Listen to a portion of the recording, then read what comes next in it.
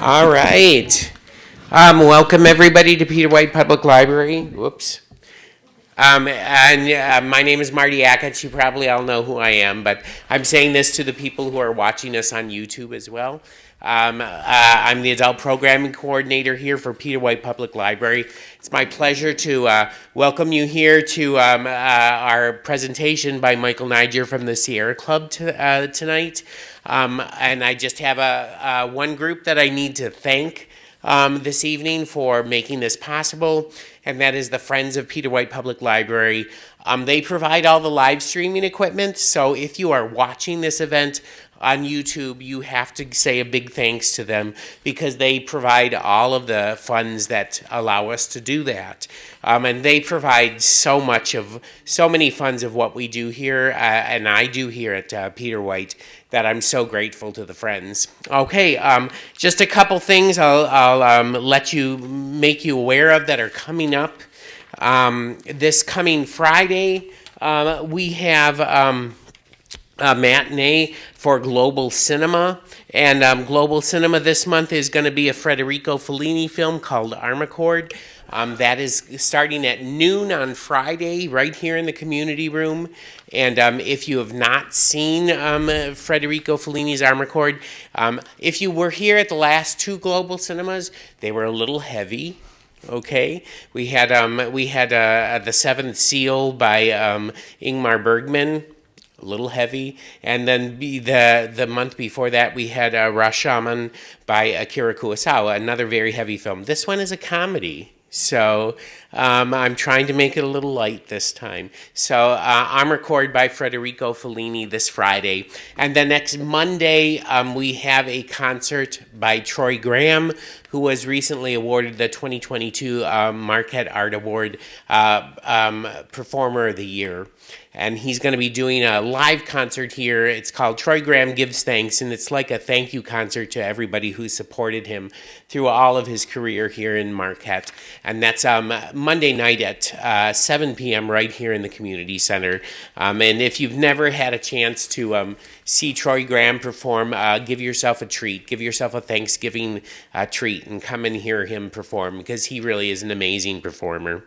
But tonight we have Michael Niger here from the Sierra Club, and just a few things about Michael Niger. Some of you I know have been here before for some of his previous presentations, but Michael was a detective sergeant with the Michigan State Police for almost 26 years.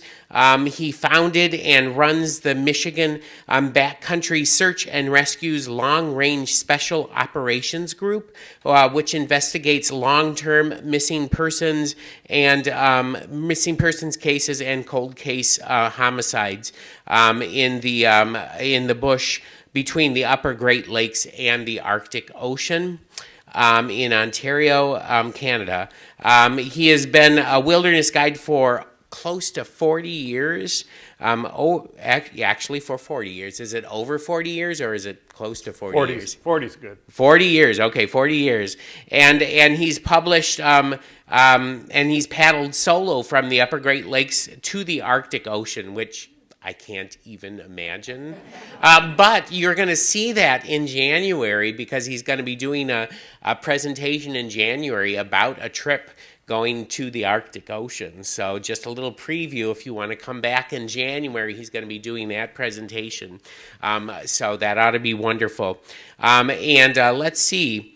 Well, he's got such a long list of things, but I think that's pretty good, isn't it? That's more than good. Thank That's you. more than good. Okay, well, everybody, let's give a big hand to Michael Niger from the Sierra Club.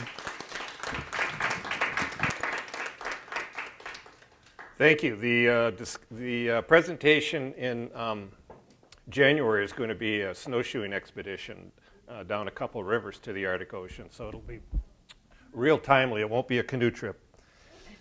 So I'd like to thank Peter White Public Library, and I'd like to thank Marty for making this all possible and for inviting me back. And tonight we're going to talk about how to leverage a cell phone when lost. And some of the things we're going to talk about is what you can do to prepare your phone to use, on a hike or whatever. And we're going to talk about spare batteries. That's pretty obvious. Conserving batteries. and how to contact 911, how to handle a situation where you have no service, how to hold a phone so you don't block the antenna, what to do when you reach 911, and how to use a deactivated phone. Let's see if this works.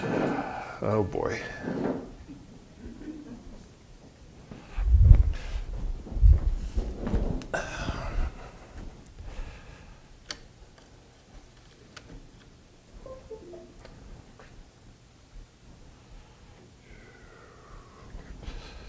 Well, it did work.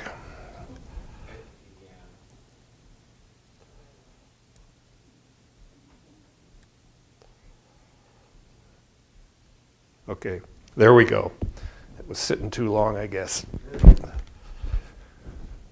So one of the things I want to say is, obviously, we all know that cell phones are changing. The technology changes real fast, and we've all probably upgraded cell phones, been through a few of them, and there's all kinds of brands, all kinds of models.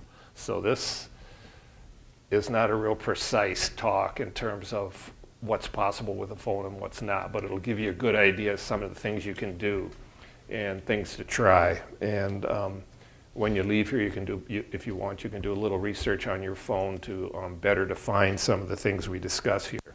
So this isn't, I'm not a cell phone expert, and this is information that I've compiled over doing a lot of reading and research over probably the last year and a half or 2 years, and some of it deals with talking and interviewing some subject matter experts, a working group that was working on cell phones and from a search and rescue standpoint, and working with the Air Force Rescue Center. So we've got some good info in here, but and since technology is changing, some of the stuff we may discuss here may be somewhat outdated if we had an expert in here, because I don't have access to, I'm not in that discipline. I don't have access to all of the changes, but it'll still give you a good idea of some of the possibilities.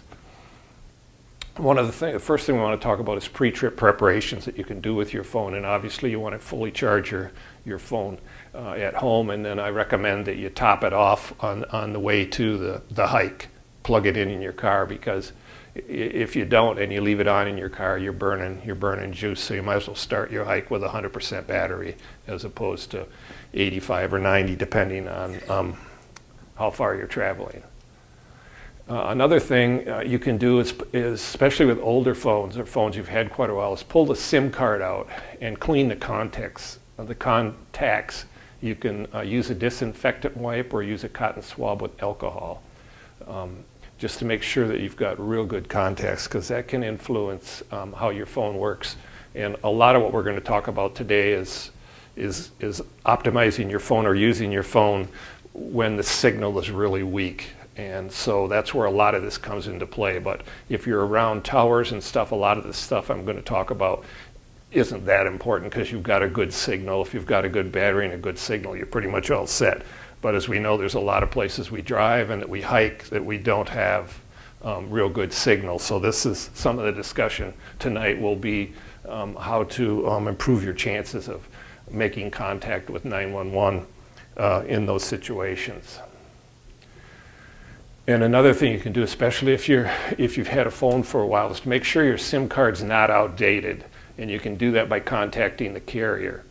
And sometimes older SIM cards don't contain all the information they need to connect to the more modern or up-to-date networks. And I've read that one way you could sometimes get a new SIM card, a new model card for free, is just try the online chat function with your phone to find out, if you've got the most current. And if you don't have the most current SIM card, they may well, provide you one for free or maybe a nominal cost. Now, if you've got a brand new phone, this isn't probably an issue. And the other thing is keeping your phone current. You want to update it with the latest operating system and perhaps firmware too. And you can look in the settings for software update and system update and make sure you keep your phone updated. And we've probably all heard that some of the 3G cellular networks are being phased out, and maybe they are all phased out now. So there was a lot of warnings going around with older phones that they may not work. And you're going to want to turn on your location services, and you may have them off just because you don't want to be tracked and stuff, but this will allow a lot of your apps to work better. So you want to turn on your location services. So you just go into settings and location. A lot of this stuff, most phones have a search function in the setup menu, so you can just put location services or location, and it'll take you in your phone to the menu where you need to be. Another important thing is to calibrate the phone's compass sensor in there. If you're going out where you're going to use the compass, you want it to work right. And one way of doing it is open Google Maps, and you click on the blue location dot, and then you can calibrate the compass. It'll tell you how to do it. And you just tilt and move it in a figure-8 manner several times, and that's a good way. If you're going to use your phone as a compass, you want north to be pointing to north. So you should calibrate it every so often, especially if it's really important to what you're doing, if you're using it as an actual compass. And another good thing to do is to download a compass app. And if you don't and you want to find out, you can find out the rough direction you're facing by going to Google Maps, and you can see right here, we've probably all used Google Maps, or a lot of us have, and here's the blue dot. This is the way you're facing that little shadow right here, that flashlight looking thing. And so that can tell you the direction you're facing based on, with the top of the map being north up here. So you can see here, there's east over here, and here's south. So you're kind of, if you were facing this direction or walking this direction, you'd be going southeast.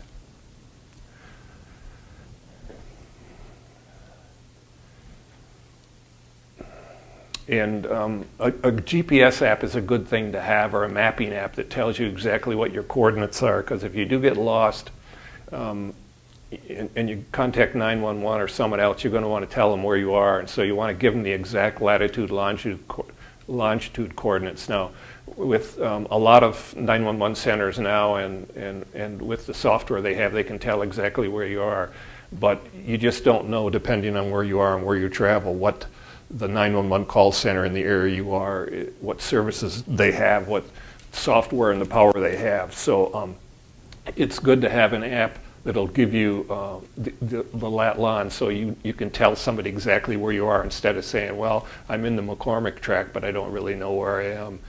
This, if you have that app on there ahead of time, and if you do have connection to the internet, you can just go to this website here, Find Me SAR, and it automatically, it's programmed to pop up and give you your lat-lon. So that's another easy way of doing it. FindMeSAR.com. You could bookmark it, but obviously that will only work if you can connect to the internet, if you have service. And mapping apps are real handy. This allows you to, and this will also usually give you your location depending on what features you turn on. But you can see your location right on the map, and they're very handy and very popular, and probably a lot of us in here use those when we're hiking now. You can just see exactly where you are, and as you walk, it tells you. And one of the apps could be Google Maps, and another popular one is Gia Maps. And you download those apps, and they're very handy. How many people in here have a hiking app like that, a mapping app on their phone? They work pretty good for you? Yeah. And you could also, with those, it'll give you your coordinates and stuff, probably depending on what you turn on. And most of our phones have flashlights on them, but there's some out there that don't, or if your flashlight, depending on what they're using, doesn't work, you can download a flashlight app. And they usually use the camera flash or the screen. And this is kind of interesting here, is ahead of time to download a cell tower mapping app. And then when you're hiking, we can all see this is in the eastern Upper Peninsula. So here's where Tequamanon Falls is right here, okay? And you can see where some of the towers are. And if you're in a situation where you don't have service, or you have spotty service, if you know where the towers are, you can kind of know which way to face. And so you don't get in between your phone and the tower, because it's all about line of sight. And so an app like this is kind of handy. It can tell you, especially if you have no service and you've got a broken leg or something, where you're a sprained ankle and you just can't get out. If you're a little bit mobile, then you can move around, and we'll talk about that in terms of improving your signal. But the key is not to block a signal or a weak signal. And one of the websites one of the apps that has where your towers are is cellmapper.net. And as common sense, most everybody probably has a spare battery for their phone already that you carry, or not. That would be a good idea if you're going out where it's important. You can get all different sizes. I would recommend, if you're going to depend on your phone, if you're going to carry it, I would have one in case your battery runs down and you're in an emergency. It's important. So you want to charge that up too. And if you're out in really, really hot temperatures or really cold temperatures, you want to protect that battery from those temperature extremes, because it really affects the way the battery works. So you want to keep it warm. And that's mainly, it's a problem for us here in the UP of being in the cold weather. The hot is not such a big deal unless you leave it in a car or something exposed to the direct sun. And that can, I don't have personal experience with that, but I've been told that can degrade the battery, or reduce the power of the battery.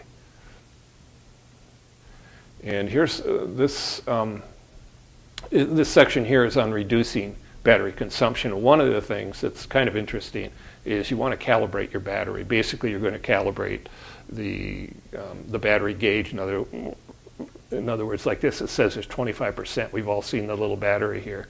They recommend that you calibrate that, and the big reason for us would be so that if it says you got 25% left, you want to know that you have 25% in there. You don't want it to be like 10% and you burn through it accidentally or something, or to say it's 75 and it's a lot less. So it's a good thing to calibrate. Easy way to do that is to drain it to nothing, let it run right out, and to recharge it. Now, I do that kind of regularly, accidentally, so I don't have to worry about that. I just did it the other day. We probably all have that issue, but that's supposed to be a good way of recalibrating the estimated life.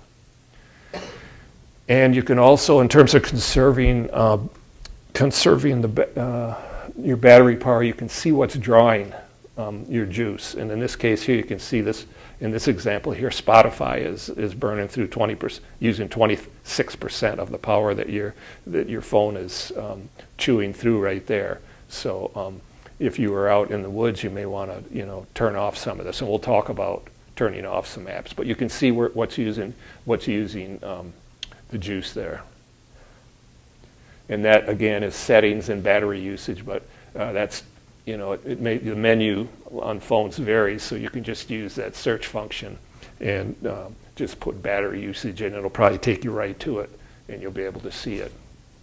This is real important for us in the UP in terms of the battery and keeping the phone functioning, is to keep it warm. And in this case here, this company sells a little parka for it, insulated parka for the phone, and then you could carry that in one of your inner pockets so that your phone's going to work better. If it's cold, as it says here, it draws more power.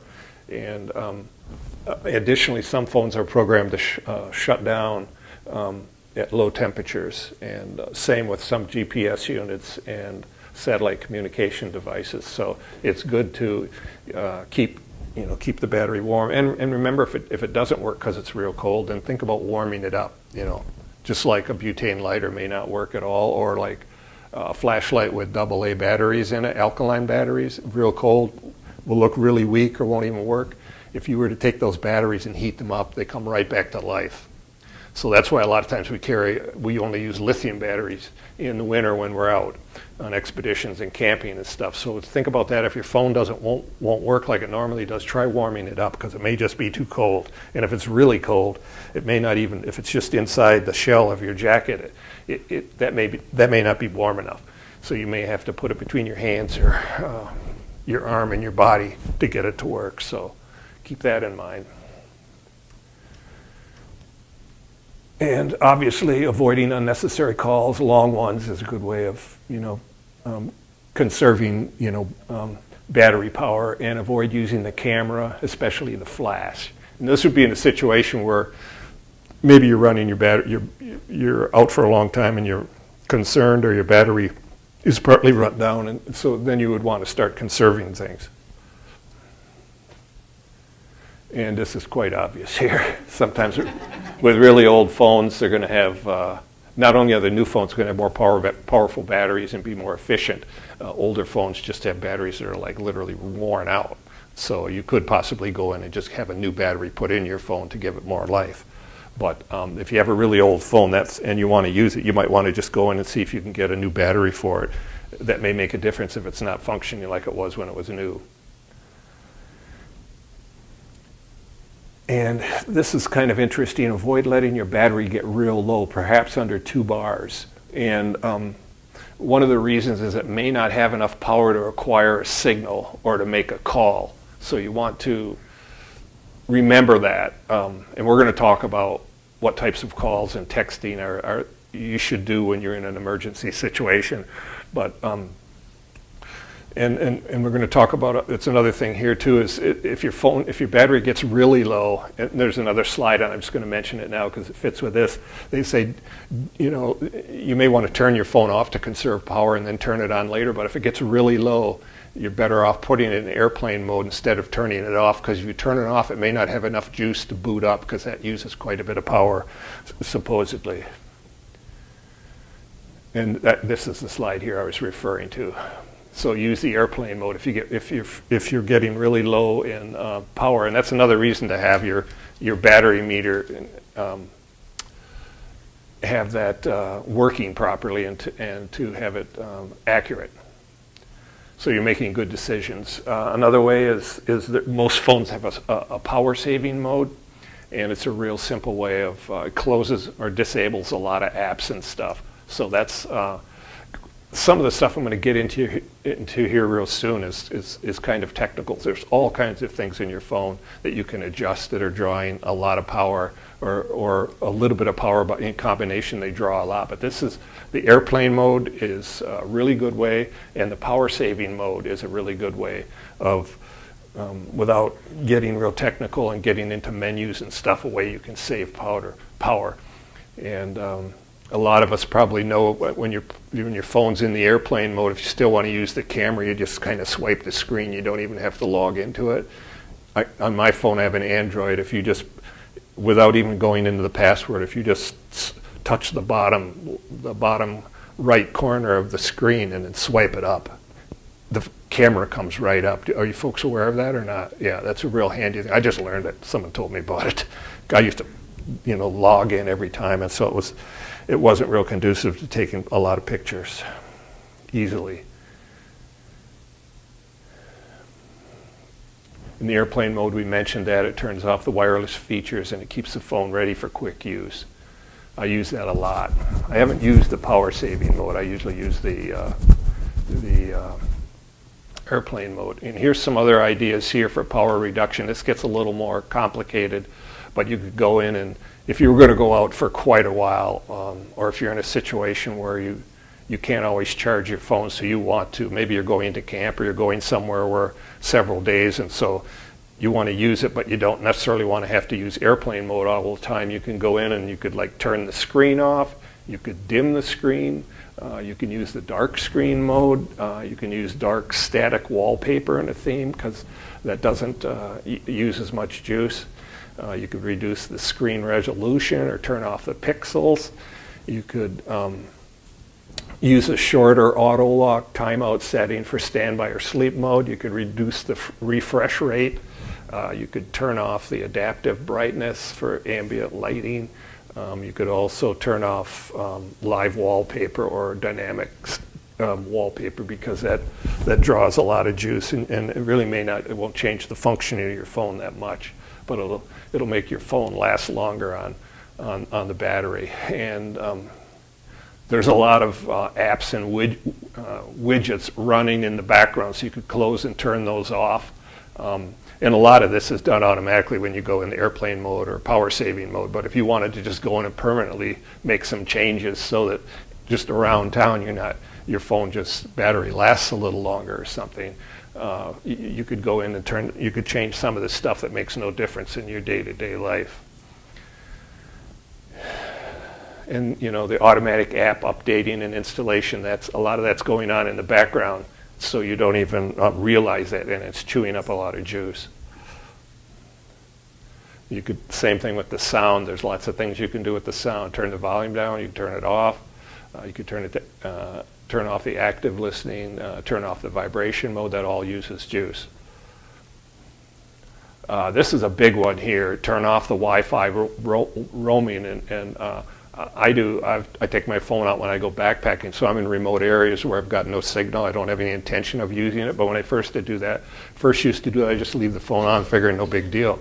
But that Wi-Fi roaming, it's just constantly searching for towers, and there's none there, and it just burns my battery. I mean, just took the phone right down. So that's something that you can. I do that from time to time. Just turn off the Wi-Fi so that I'm not. It's not always searching and using juice doing that. And this is interesting. I just found this out a couple days ago. I was updating, doing a little more reading for this presentation. This is the first time I've given this presentation, and the Fitbit app. I don't know how many. Does anyone use that Fitbit? I mean, we've heard of it. That is supposed to be, according to PC Magazine, that is the most power draining app out there of the ones they checked. And I'm going to have a list of them here. I thought that was quite interesting, and there's nothing wrong with that. It's a good app and it works. But if you're going out for a hike, unless it's important, you may want to turn that off or bring an extra battery, because that takes a lot of juice. And Facebook is the 5th most power draining app, in the background and stuff. So one thing you could do is turn it off and then just use your browser in your phone. And this, so I've just put this up here so you can look at some of the other ones. There's number 1 for Fitbit, but I've got 20 of them here, and I'll just kind of let you look at them. Like the Uber app is number 3, Skype is 4, and the dating apps are pretty bad, I guess. And Tinder is 9, and Airbnb, they're all in there. And here's another set of them here: Snapchat and Zoom, YouTube. A lot of these, even if you're not using them, they're running in the background because they're updating and monitoring and trying to do all kinds of things to get you engaged. So apps can really drain a lot of power. And then your digital assistants, you may want to turn those off if you don't need them. If you're in a situation where you're trying to conserve your battery life. And I don't use either of those, but they do take some juice. And then your Apple iCloud AirDrop, it's automatic picture and file sharing. I guess I don't use that, but if you're using that, it may be automatically doing that in the background and using a lot of juice. And then you can also, if you want to save some, these are individual things you can do, but most of this is taken care of with power saving and or obviously using the airplane mode. But you can turn off your cellular data service and then just use Wi-Fi if it's available, and you can turn off your cellular network service because it's continuously searching. You could turn off the hotspot function, and you could turn off the GPS location tracking service function, but you may want that on since we're talking about hiking and stuff, but that's something that does use some juice. And turn off Bluetooth, the automatic email and message fetching and push notifications. Those are all working in the background. And you could turn off the diagnostic data and analytics sharing with your phone vendor and third-party developers. Some of this, obviously gets pretty deep, but these are just some of the things that one could almost make a permanent change in their phone if they're not using these. And I mentioned this earlier, but when you leave here, if you want to learn, just because this is a lot of stuff, obviously we're talking about, but you could just go in and, like, this is my phone here, a Samsung Note. power saving tips. You could just Google that and it will come right up to your phone. It'll give you 5, 10, or 20 ideas for specifically for your phone, mainstream stuff, and it'll probably tell you right how to do it, how to find it in the menu. So I would highly recommend that if you want to learn a little more. So this section is on contacting 911. So if you do get a hold of 911, if you call them, you get a hold of them.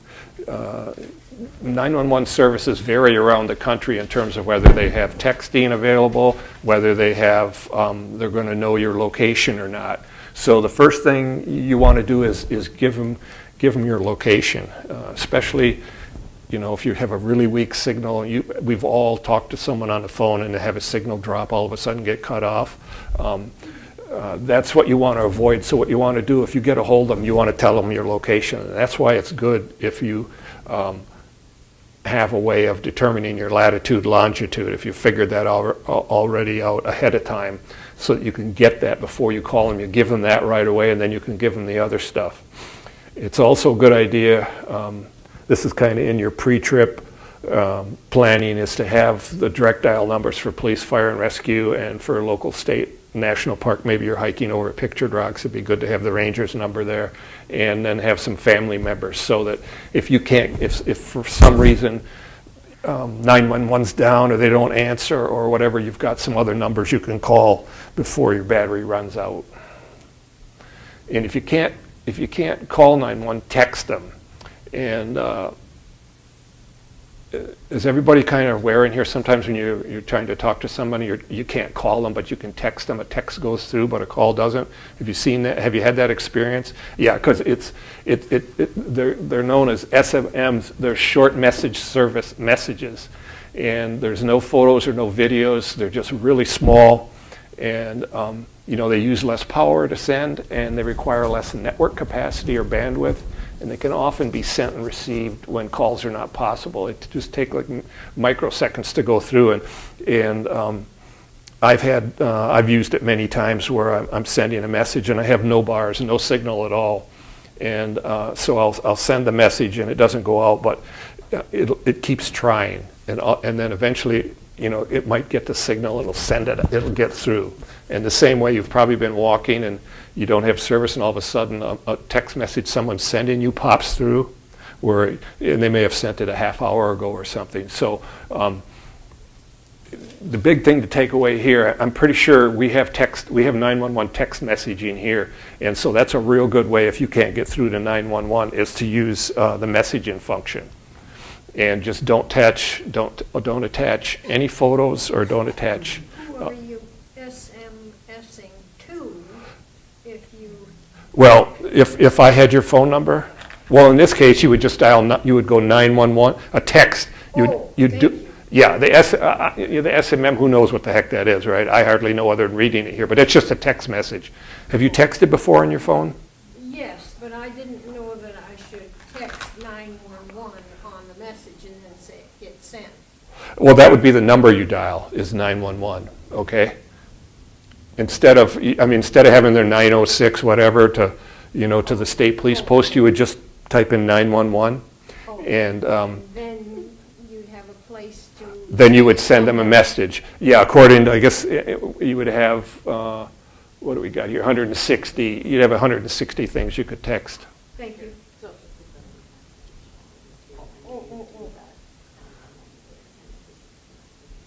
Thank you.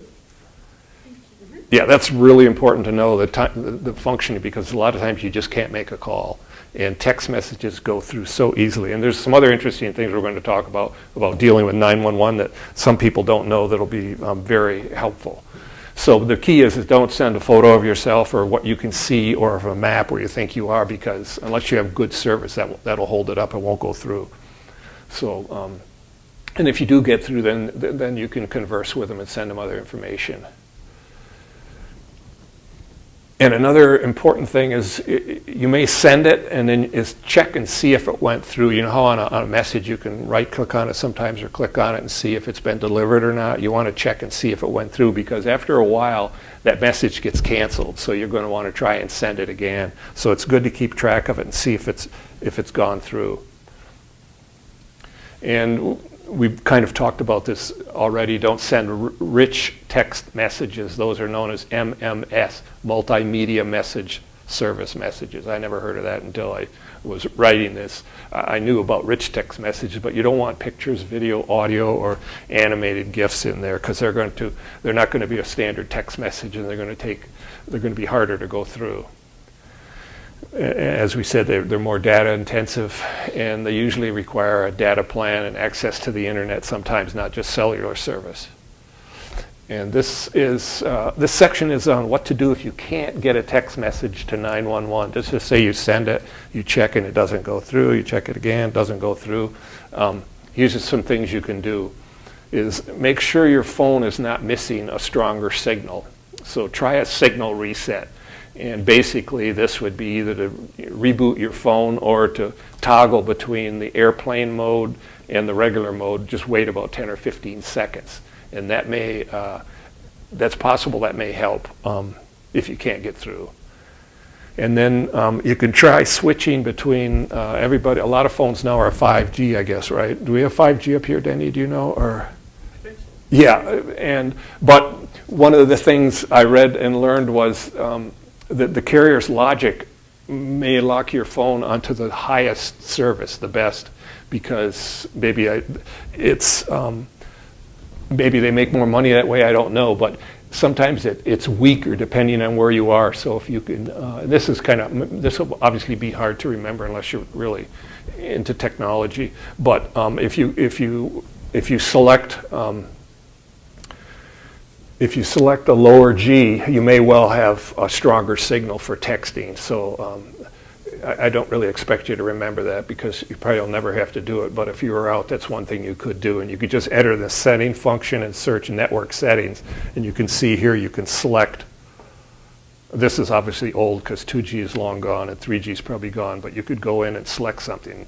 And so that's kind of for someone who's really into phones in terms of changing that. Now, holding your phone, this could be real helpful, because again, a lot of the use of a phone is all line of sight. So like if the tower was behind Marquette, everybody know where Marquette Mountain is, how high it is?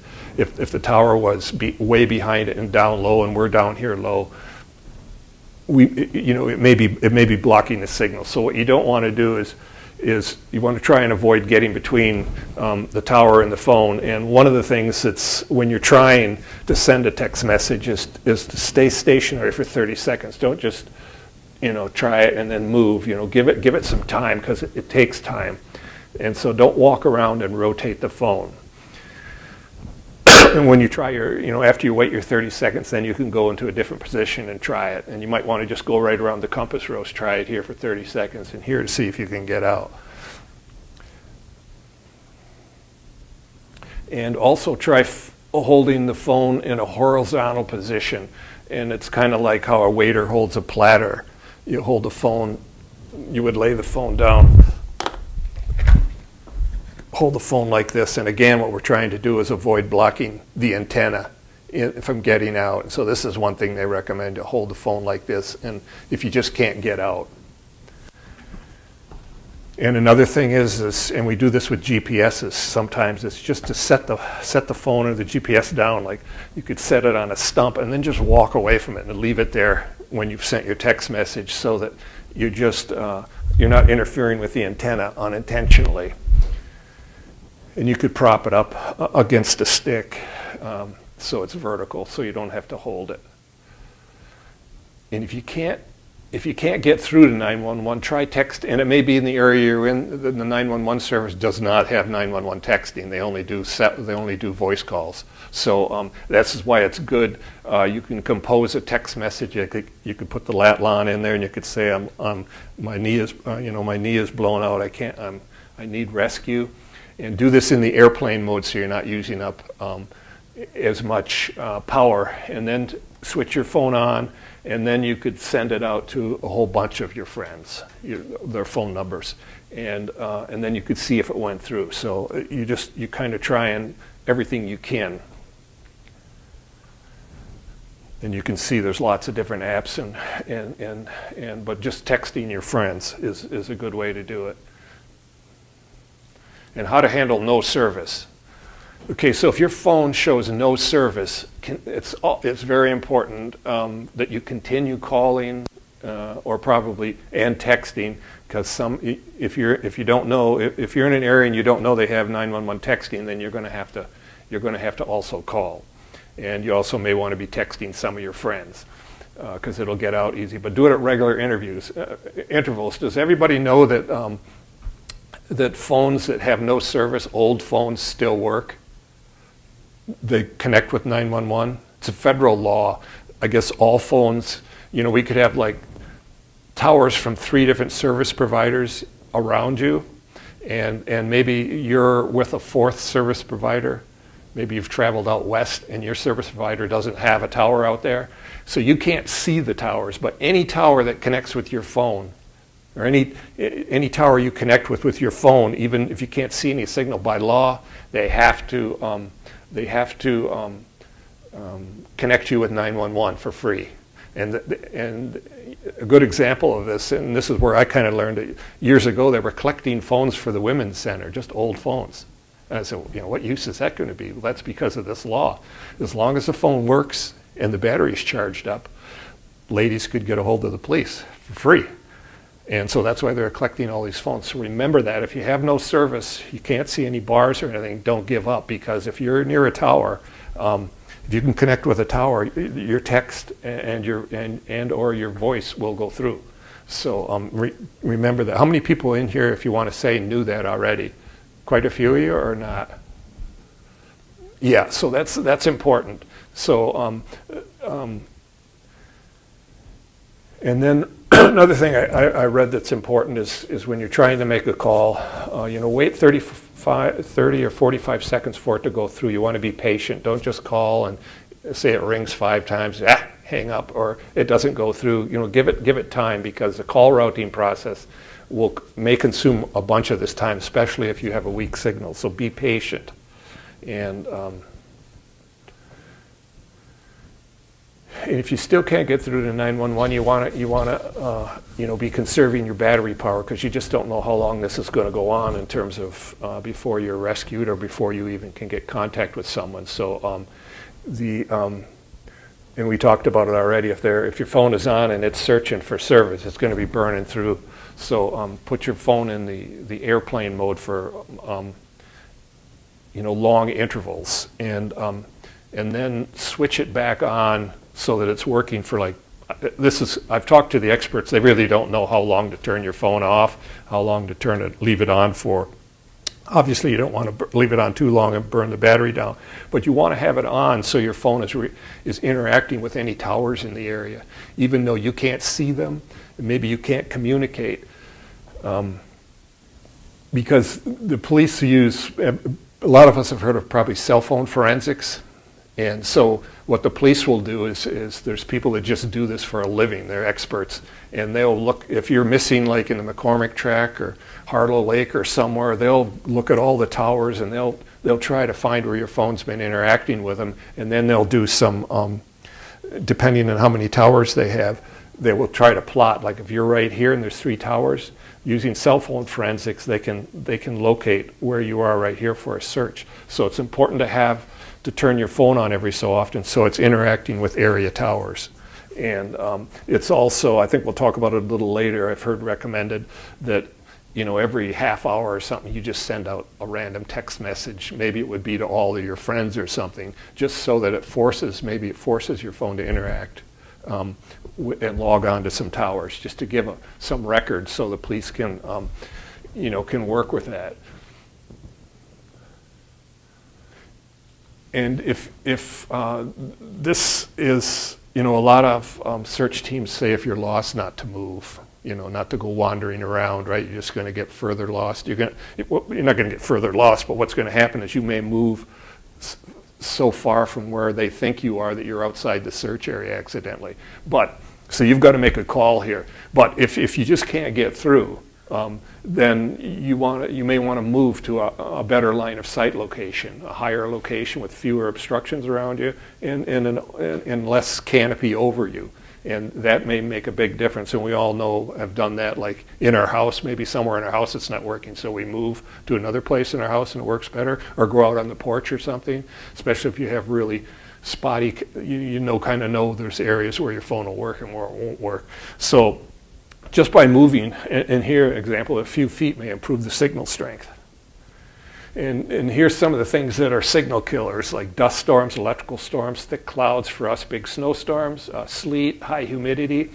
So if you're not getting through, don't give up, just be patient. Put your phone in airplane mode and wait a half hour, or wait for the storm to go through and then try it again. And the idea is to keep trying, but keep conserving, and switch over to texting 911 plus some of your friends, just in case the area you're in doesn't have 911 texting. And some of your other signal killers, and we all know this, steel, brick, concrete, stone, insulation, wood, and glass. So, try and, if you have a weak signal or none, move away from cars and structures, large metal objects. Same thing with, hills and cliffs, tall grass, brush, heavy foliage.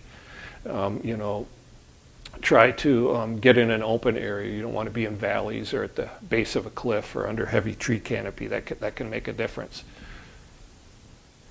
And also other electronic devices, laptops and iPads and other magnetic fields, radios and stuff like that can sometimes interfere with how a phone works.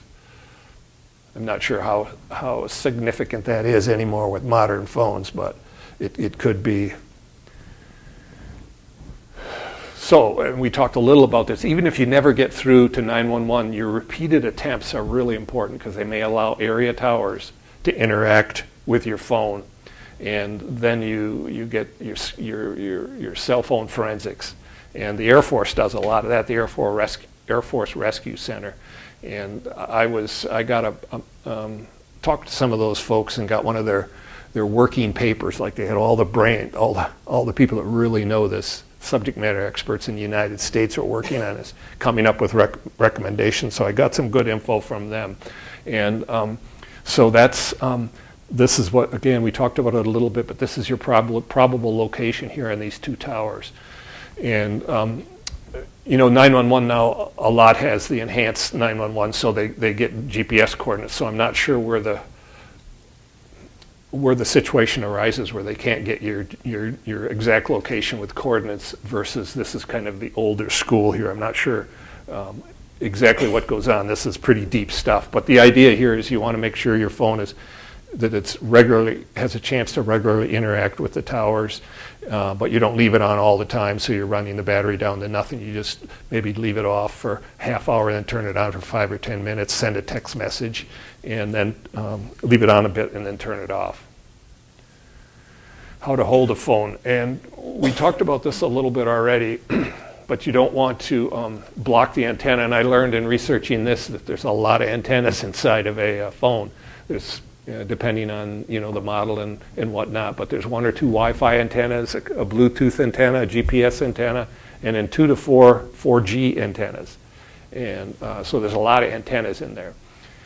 And we talked already about knowing if you have the luxury of knowing where the towers are in the area you're hiking, that it's good to leverage that. Like if we knew our tower was on Marquette Mountain, which would be to the south of us, we wouldn't hold our phone like this and get in between Marquette Mountain. We would turn around and expose the phone to where the tower was. So that's where that tower location app can be helpful. If you do a lot of regularly hiking, like if you hike out in a McCormick Track or a Harlow Lake a lot, it might be worth your time to find out where the towers are in the area out there, just so you know if you have difficulty, because that's pretty rugged terrain and steep. And so when you know where the tower is, you can avoid placing objects in between the antenna and the tower. It's mainly a line of sight. And this is what I came up with in my reading, and this is very inexact, because there's what's an older phone, what's a newer phone, and then I'm sure all different manufacturers have antennas in different places, and they're constantly improving. But generally, what I read was older phones, they may have top-mounted antennas. In other words, the antenna's in the top of the phone right up here, which is a good logical place for it. You're holding it down low. And so you want to grasp it with a couple fingers at the bottom. Now, newer phones, they have the antennas down at the bottom. I haven't, I find it's kind of amazing, but if the antennas are down at the bottom and you're holding it here, you're blocking them. Now, obviously, if you have a good signal, it's a moot point. It doesn't matter.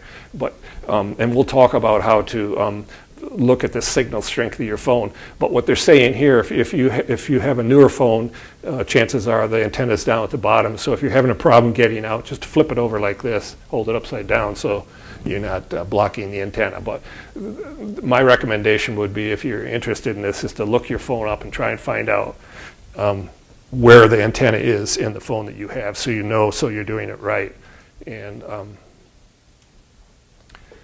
And they say to grasp it lightly, like with a couple fingers, not real hard. Avoid it, and avoid a two-handed grip, because you could be blocking the signal. And this would be just when the signal is weak and whatnot. And they say don't turn it horizontally, sideways, and hold it like this with both hands, because you've got a better chance of blocking an antenna in there. And this is kind of interesting. We've all seen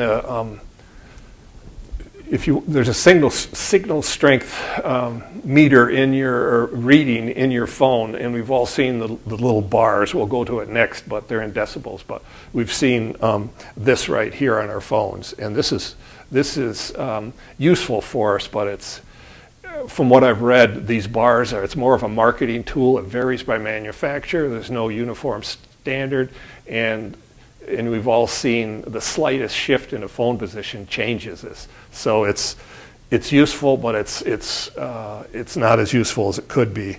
And so what you can do is go in. Signal strength is measured in decibel milliwatts, and it's a little bit complicated because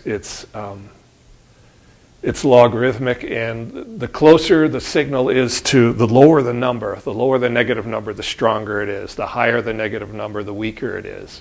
And so like 80, and this varies by phones, but 85 decibels or less, in other words, a smaller negative number is a good signal. And these higher numbers here, or lower, depending on how you want to look at it, but it's kind of confusing. They're all negative, is a weak signal. And the other thing it's kind of interesting is you think this is all proportionate, that's 60, 80, 90, but just plus 3 decibels is a doubling of the signal strength, and just losing 3 decibels is having the signal strength. So for example, 67 decibels down here on this little chart is twice the power of 70 decibels. But that's not all that important. But what I wanted to get to was, and it'll be after this, when you look up the decibel, when you switch out, it'll show you how to find the signal strength in your phone. But once you get to that number, as opposed to using the bars, you can look at it. You can, like the case you have on your phone, you could put it in one position, and then you could, with the case on it, you could pull the case off and see what difference that makes. And a nearby object or a hand position. But the way to, did I put in here how to find that? Let me see. Okay, I'm sorry. Backing up here, you just search in your settings signal strength, and you'll get this, like right here. It'll say 114 decibel milliwatts right here, and so it's a number as opposed to that bar. So if you just search signal strength, you can get this reading, and then and you can get it so it's right in front of you. You can see it actively, and you can move around a little bit, and you can see it change, and that might help you figure out where the tower is, or what's blocking it, as opposed to using these bars here.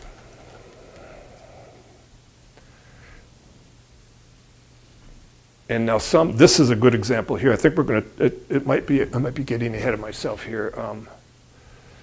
But some phones you can actually put a bigger battery pack you can attach right to them, and those can be really hard on signals. So that's what we're talking about here in terms of an extra battery. They're mounted right onto the phone. So if you get in a touchy situation, you can pull that stuff. So I would just pull a lot of us have cases on our phones, right? So if we drop them, they don't break. If you get in a situation where you just can't get through, take that off, because all that extraneous stuff may block a weak signal. And what to do when you reach 911, we talked about it before. Give them your location first in case your call gets dropped. Lat-Lon is what they really work with. But you just do the best you can do in terms of describing where you are if you don't have that. And just listen and follow their directions carefully, because you may have, I mean, your phone may die in a minute. So you want to just get your location out and what your problem is. And the other thing is to remain perfectly still, because if you move and you have a weak signal, you may get a disconnect. Because what we're talking about here a lot was how to get through with a weak signal. So if you do get through, you want to be real careful. So just stay in that position, because that's, for whatever reason, that's working.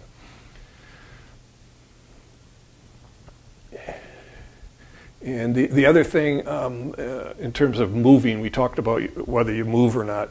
Once you get a hold of 911, they're gonna likely have your GPS coordinates. Here in Marquette County, they probably will. And if not, you've given them your GPS coordinates, so you don't want to move, because they're going to be coming right to that location looking for you. And you don't want to move unless there's some real good reason for it. And hopefully you can communicate that with 911 to let them know. Because you may end up move far enough that search and rescue can't find you, or you may move into an area where you have no cell service, so you can't even begin to communicate with them again. And we talked a little about this before. I just wanted to go over it again, that cell phone companies are required by federal law to handle 911 emergency calls and text from any phone, even ones without service plans, even ones without SIM cards. The only catch is the phone's got to work, and the phone's got to be charged. But, and that's why it may be good if you have, I have a couple phones at home that I don't use anymore. You may want to just put those in your car and put the charging mechanism in there so that you could use those. The other thing you could do is, I do a talk on, for kids and how to, what kids should do when they're out playing and they get lost and stuff. Well, you could take a phone like that, an extra phone you have, just charge it up, put it in their pack, and teach them how to dial 911. And it doesn't cost you anything. You don't have to have another phone or another service plan, because it'll work. You just have to keep it charged up. Did you have a question?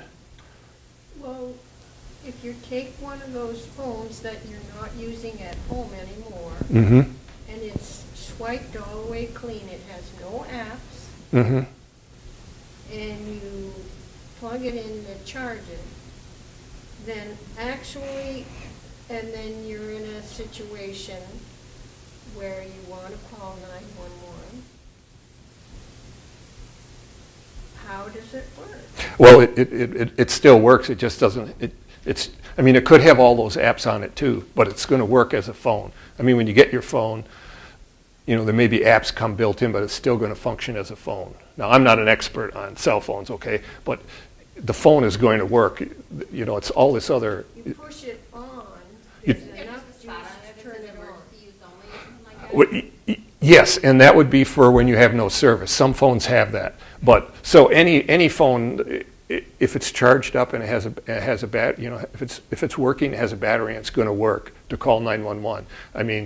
None of your apps will work because you have no service or anything. So that's a good thing to do with older phones. Yeah, or carry it with you with your other phone in case. That's got a battery in it, so you got to back up a second phone to use just for calling 911. Thank you. Mm-hmm. And again, we talked about this. It may be one of the problems with a phone with no service is there's no phone number assigned to the phone, and there's no name assigned to the phone. So if you get through, they're not going to, unlike a phone that has service, they're not going to know who they're talking to. Your name is not going to come up, and your phone number is not going to come up. So if you lose service accidentally, they can't call you back. because they don't have a number. So it's real important to give them the phone number that's on the phone, and give them your name and whatever you have, because without a service provider they can't call you back. We've all heard about people, they'll call 911 when they're getting attacked, and then they hang up or something, or they make a misdial and 911 calls them to make sure nothing's, actually they probably send the police out to those to make sure nothing's going wrong there. Well, that wouldn't work with this because there's no service plan, so they have no idea who they're talking to, or what the phone number is for checking back. So the only thing that your old phone is doing when it has no plan, no identification, is to communicate with cell towers so that maybe 911 can figure out where this call is coming from. Well, they may actually be able, you could call them, you may be able, if you have good enough service, you'll be talking to them. Oh, okay. And if you don't have that good a service, your 911 text will go through, okay? Okay, I keep forgetting those things. Yeah, that's okay. Just a lot of this is new to me, and like I said, I'm not an expert in this at all. I just compiled this, and it's a lot of good information. So that's it. I have another question. Yeah, sure. I was reading in the missing manual for iPhones, Mm-hmm. and I think I read somewhere that you could push button on the side of your phone, dit, dit, dit, da, da, da, dit, dit, dit. SOS? Yeah. Yeah, that's very possible. I don't have an iPhone, and again, does anyone else, can anyone else answer that question? Have you heard of that? SOS. What does it send it to 911, or does it? I'm afraid to touch it. Yeah, you don't, okay.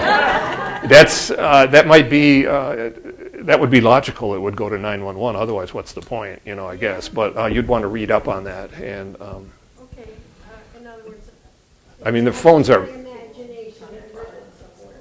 yeah, the phones are very powerful, and they have more and more features built into them and more apps that come with, so it's hard to stay up on it. Go ahead. I have a question. I have an Apple Watch. Yes? Does that affect everything that you have? I don't have an app. Does it integrate with the phone? Yeah, it's going to be burned. It's a background thing. So, you want to, I mean, it's handy, right? You use it for fitness and all kinds of stuff. But if you get in a situation where you're concerned about conserving battery power, you may want to turn that off. Well, I think, does anyone else know anything about those watches? I don't know if they can communicate with 911 directly, or do they have to go through your phone? I'm not sure. Yeah, probably through the phone. Through Wi-Fi, or you can buy more data, so it acts like a phone. Okay, but it doesn't go through satellites, right? It's not a satellite device. Yeah, so it's going to be using some juice. So you want to read up on it and learn a little bit more about it, and maybe learn how to turn it off on your phone if you're in a situation where, yeah, you don't have a lot left, and you're in a jam. You're going to want to learn how to turn that off. Anybody else have a question? So if you just go to airplane mode, that's going to shut off most of those apps, right? Right. Yeah. That's It's not going to do anything. right. That's what I use is airplane mode, and I'm not sure because this discussion group, this working group I was with, they didn't know where it was hard for them to tell whether if you turn the phone off and then turn it on, or if you put it in airplane mode, which one is using more juice, and obviously depends on how long the phone is turned off. Best solution, bring one of those reserve packs. Oh, the battery packs. Oh, absolutely, yeah. So, but they did note that if the battery is really low on your phone, that you shouldn't turn it off because you may not have enough power to boot it back up because it uses a lot of juice. Then you would definitely want to use the airplane mode. But if you're, and I don't know how much juice a phone on the airplane mode uses, but I mean it's got to be using some because it's ready to take pictures. And so like if you were just going to turn your phone on each night to use it to do something, or you're just going to use it once or twice a day, you may well better turn it off than the airplane mode. But I don't have the information to tell you that, but you might be able to find that out. But carrying a spare battery is definitely the way to go. So you said this is going to be on YouTube? So what is the name of? Yeah, you go to when you go to YouTube, you just type in Peter White Public Library. That'll bring you to the YouTube channel for Peter White Public Library, and it'll be under live. It'll be under the live recordings. Yeah, and again, the best thing for if you're talking about a specific phone is try and Google your phone and your model and ask a question like how to conserve the battery or whatever, and then you're going to get real specific information, probably from pros on real good, accurate information. I mean, I've tried to make this as accurate as I could, but we're talking, all kinds of phones. So there's a lot of generalizations in here. So you'll get the best information if you just search your phone. Go ahead. So, to send a text or a call, you would have to turn the airplane mode off to send a call out? Right, you'd have to take it off airplane mode. But what I was reading today is rather than take your phone off airplane mode so it's all this stuff is running in the background and it's compose your message in the airplane mode. Open the text window and get it all written the way you want and get all of the people that you want to send it to in the message. Take your phone off airplane mode, hit send, okay, and leave it on for a while so it goes, and that's a way of not just burning up juice when it's low. Sure. Personal locator beacons. What is your knowledge on that and how I carry, that's what I carry, and I'm not, I don't really like to use my phone for navigation in the woods. I carry a dedicated GPS that's waterproof and I can drop, and it's not fragile, and so I know there's I have a whole talk on that, but there's personal locator beacons, PLBs is what you're talking about. I have one of those. It's in my pocket. When I first started going on expeditions, those weren't even made. All they had was when a plane crashes, there's a beacon in the back of the tail of the plane that would go off. So like 30 years ago or so, they also, for pilots, they had a little beacon they could carry in their briefcase up with them. And so I used to buy those, and they were expensive, and they were illegal to use because I wasn't a pilot. There was a good fine, maybe $2,000, but if I broke my leg up going to the Arctic Ocean, I'll pay $2,000. Sure, come get me. Yeah, that was I considered that life insurance. So I'm kind of digressing here. But as technology improved, then they came out, and we've all heard of kind of EPIRBs for sailors that are on boats out there. So they have their own, and they work with the satellites. And then the ELTs are for planes, aircraft, and then PLBs are personal locator beacons for us that they finally came out with. So those are excellent, and they're a lot better than these. We've all heard of send devices, or maybe you don't know them by that, but it's like Spot and other ones where you can message and stuff and interact, and now a lot of them you can work through your phone. They'll integrate with your phone and stuff, and those are fun and they're good and they're popular and they do a good job, but they work through private satellite systems, okay, and just like satellite phones work through private satellite systems, constellations, whereas the PLB that you mentioned works through the government satellite system all around the world, and it's a U.S.-Russian system. And so it's more powerful in terms of getting out. If you're in a canyon or under canopy, there's a better chance that a PLB is going to punch through and get a signal out and send your coordinates than some of these send devices, because they're going through, they don't have as good a satellite system and they're not as powerful. That said, the send devices, people love them because people at home can track where you are, and you can send messages, two-way messages. The PLBs, all they do is they send out a distress call, and it has, now the new ones have your GPS coordinates, and they're registered to you, like mine is registered to me, and there's a couple phone numbers, like they could call my sister, and this is my sister here, my brother-in-law Susan, and Dennis. They could, the Air Force Rescue could call call that number and say, Michael's beacon went off. Do you know where he is? And they'll say, oh yeah, he's on this long trip somewhere, so it's probably a problem. And so they could check it out. So, but there's really no way of sending messages to say what's wrong or whatnot. But I carry one because they're a last ditch, and they're really good. They're really bomb-proof, and they're really simple. And They're called PLB. yes, PLB, personal locator beacons. They're nice and small, and I highly recommend them. You can get them. The nice thing about them is, well, they're not nice, but they're, I don't know, 200, 250, but there's no subscription. Most of the other send devices, you're a Spot or some Iridium or Garmin, you're going to be paying a monthly subscription, and that's okay because they provide a good service. But these, you buy them, and the battery's good for 5 years. You just send it in and get a new battery, and there's no subscriptions because it's through the government, and so it's a pretty slick thing. So And that's something you would have to set off? yeah, you have to be able to set it off, right. And now, like on the EPIRBs on the big vessels out here, when they tip over and go in the water or whatever, they may automatically go off. And then obviously when a plane crashes, they go off automatically. The PLBs, you're going to have your wits about you to snap the cap off and turn it on. But I carry them. I fit right in my pocket. They're smaller than a pack of cigarettes. I don't have one with me tonight, but the one I have is about that tall, and it's about 1 by 1. Where do you buy them? You can buy them online. REI sells them, and Downwind Sports. They used to sell them. I don't know if they do anymore because maybe they may not be that popular with all the send devices, but they could certainly order you one.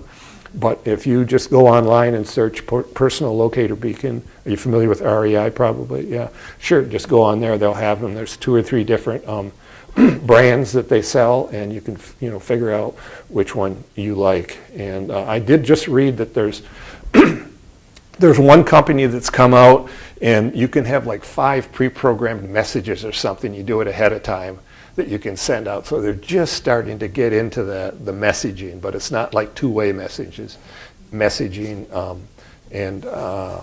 I can't quite remember what it was, but there's one that's very, very limited messaging. I think it's just one way, obviously, but that's, this technology is developing. It's pretty powerful. So that is the way to go if you want to get, for a real emergency, to get out and get help is to have a PLB. That is the best way, the most powerful way. Any other questions? Thank you, Michael. Thank you. Thanks for, and in January, I can't remember what the date is. I think it's near the end of January. I think it's, close to the end of January. I don't have the date with me. Yeah, it's going to be a little bit more fun than, because this is the first time I've given this. I know it's deep, but it kind of gives you an idea what's going on. But in January, end of January, we're going to have do a talk about, yes, and a true adventure. We're snowshoeing down a couple of frozen rivers in February to the Arctic Ocean. And we were on snowshoes pulling all of our gear on sleds. And so it was a real fun trip, and you'll probably be very enjoyable. Is that the Abitibi one? Abitibi and the Moose River, correct.